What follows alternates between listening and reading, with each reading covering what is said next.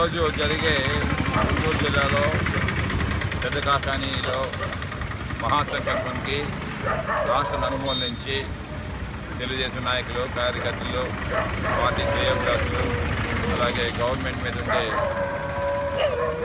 ఒక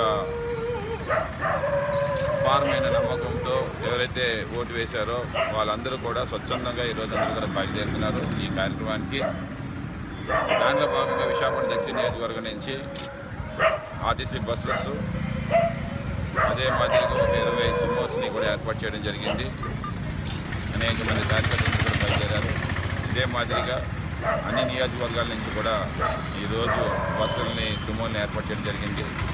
విశాఖపట్నం అర్బన్ జిల్లా నుంచి సుమారుగా ఒక 5,000 మంది వరకు కూడా తరలి వెళ్తున్నారని చెప్పడానికి మేము ఆనందపడుతున్నాం. ఈ కార్యక్రమాన్ని విజయవంతం చేయడం కోసం అని చెప్పేసి అందరూ కూడా ఈ యొక్క నిన్న రాత్రే బయలుదేరున్నారు చాలామంది.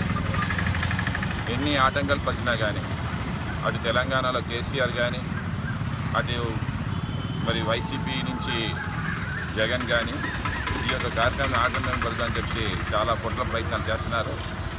అపంసమం తెలియనటువంటి నాయకుల్ని కూడా ఏదో ట్యాపింగ్ చేశామని అదని ఇదని ఈరోజేమో నిన్నంతా కూడా టీవీ ఛానల్స్ అన్నీ కూడా ఘోషించేయమాట.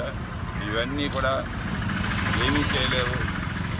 దరిదాపులు కూడా తెలుగుదేశం నాయకులు కానీ కార్యక్రమం చేరలేవు అని చెప్పేసి నిరూపణే ఈ యొక్క మహాసంకల్పం అని చెప్పేసి అందుకే ప్రతి ఒక్కరు కూడా స్వచ్ఛందంగా తరలి వెళ్తున్నాం.